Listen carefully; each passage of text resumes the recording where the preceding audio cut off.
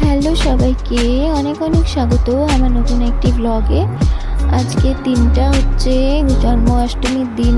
একটু লেট হয়ে গেল ভিডিওটা পোস্ট করতে।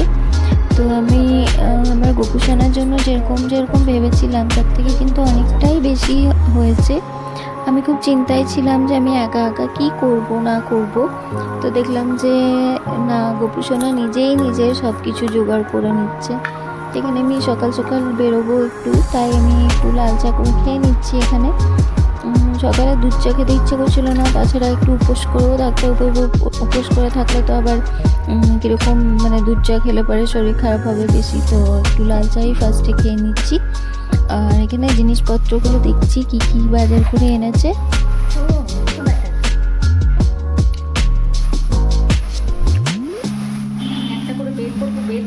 এখানে মোটামুটি 2 গোপুর জন্যই আনা হয়েছে মালা, ফুল আর মিষ্টি। তো মিষ্টিটা আমি আবার পরে আবারও গিয়ে নিয়ে এসেছিলাম।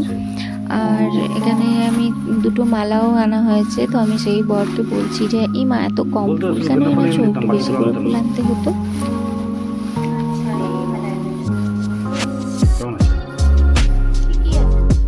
ভালো না, ঠিক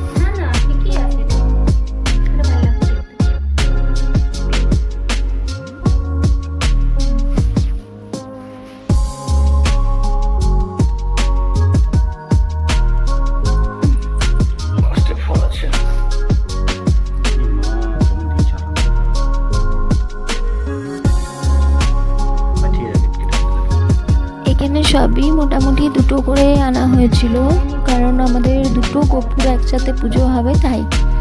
তো এখানে দেখছি ফলের মধ্যে দেখছি এই যে নাশপাতিটা দেখছি এক সাইডে কিরকম একটু পচা মতো দিয়ে দিয়েছে, হয়তো বুঝতে পারিনি ওরা নাকি। আর সবজি আমি আলু আর বেগুন তো ছিলই বাড়িতে, আর আমি 3 রকমের ভাজা করব, তার জন্য নিয়েছি পটল আর কুমড়োটা। চান টান করে আমি একটু রেডি হব, কারণ রান্না বান্নার দিকে যেতে হবে। তো শাড়ি পরে তো যাওয়া যায় না। তো আমি একটা নতুন আমার একটা ড্রেস ছিল কুর্তি, তো আমি সেটাই পরে নিয়েছি এখানে।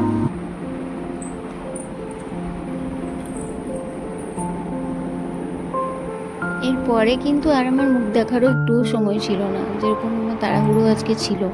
তো এখানে প্রথমে আগে পায়েসটা না করি, তারপরে পায়েসটা ঠান্ডাও তো হতে দিতে হবে। তো তারপরে বাকি সব কিছু করতে হবে। এখন পর্যন্ত আমার এটা বাতাই আছে মাথায়।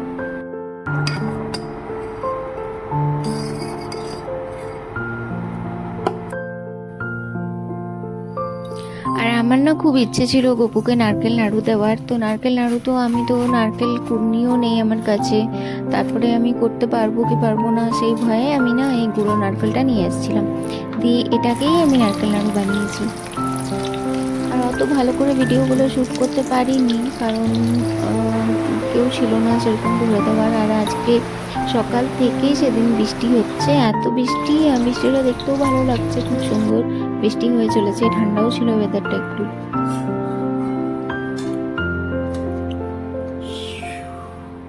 এইরকম মালপোয়া আমি ফার্স্ট টাইম বানালাম, মানে এত সুন্দর মালপোয়াটা হয়েছিল। এর আগে কিন্তু কখনো এরকম আমার হাতে মালপোয়া হয়নি। অত কিছু রান্না বান্না আমি দেখাতে পারিনি, তরকারিও করেছি, কুমড়ো আলু তরকারি। আর কিন্তু আমি এখানে অত কিছু দেখাতে পারলাম না। আর দুপুরে গপুদের খাওয়া দাওয়া ভালোই হয়েছে। 2 গপুকে আমি খাবার দিয়ে দিয়েছি, আর রাত্রেবেলাতে এই দিকে হচ্ছে পুজো। তো তাই আমি গপুকে এখানে নিয়ে চলে এসেছি, রেডি করিয়ে গপুকে বসিয়ে দিয়েছি। আর গপুকে মানে যেরকম ভেবেছিলাম তার থেকে অনেক বেশি ভালো হয়েছে এবছরের গপুর পুজো। প্রথম বছরেই গপুর এত সুন্দরভাবে পুজো হলো আমি ভাবতেও পারছি না। তো খুব মজা হয়েছে, খুব সবাই মিলে এনজয় করেছি, খাওয়া দাওয়া করেছি। রাত 2:30 পর্যন্ত আমরা সবাই একসাথে ছিলাম, তারপর আমি বাড়ি এসেছি। তো চকি টকি সবই দেখলাম, টিপ নিলাম। তো আর বেশি কিছু শ্যুট করতে পারিনি খাওয়া দাওয়ার ভিডিও। তো এইগুলো আমার জন্মাষ্টমী সেলিব্রেশন।